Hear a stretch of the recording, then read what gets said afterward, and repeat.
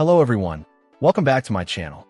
Today we're taking a closer look at a renewed Samsung Galaxy A11, specifically the SM A115 A32GB model lock to T-Mobile.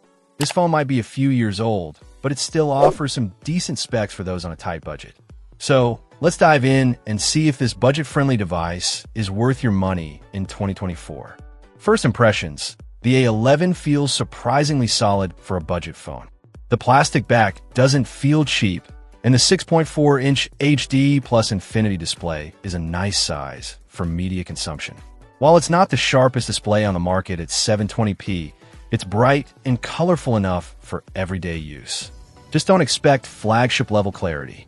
Around the back, we find a triple camera setup with a 13-megapixel main lens, a 5-megapixel ultra-wide, and a 2-megapixel depth sensor. The 8-megapixel front-facing camera is housed in a teardrop notch.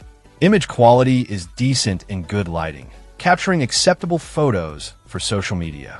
However, low-light performance is noticeably weaker, with images appearing grainy and lacking detail. The camera app itself is fairly basic, but gets the job done.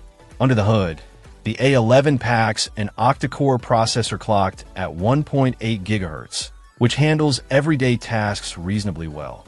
Navigating the interface is generally smooth, although you might experience some occasional lag when running more demanding apps or multitasking. Gaming performance is acceptable for casual games, but don't expect to play the latest graphically intensive titles without some noticeable stutter. The 32 GB of internal storage is a bit limited, but thankfully, there's a microSD card slot for expandable storage. One important thing to note is that this particular model is locked to T-Mobile, so make sure you're on their network or plan to switch before purchasing. Being a renewed device, it's important to manage expectations. While it should function like new, there might be some minor cosmetic imperfections. However, opting for a renewed device is a great way to save some money and reduce electronic waste. Battery life is a strong point of the A11, thanks to its 4,000 mAh battery. With moderate usage, you can easily get through a full day on a single charge. Heavy users might need to top up in the evening, but overall, battery performance is impressive for this price point. Software-wise, the A11 runs on Android, although the specific version isn't listed. It's likely not the latest Android version, but it should still provide a decent user experience. Samsung's One UI overlay adds some useful features and customization options. So who is this phone for? The renewed Samsung Galaxy A11 is a solid option for those on a tight budget who prioritize basic functionality and long battery life. It's perfect for someone who primarily uses their phone for calling, texting, browsing social media, and light gaming.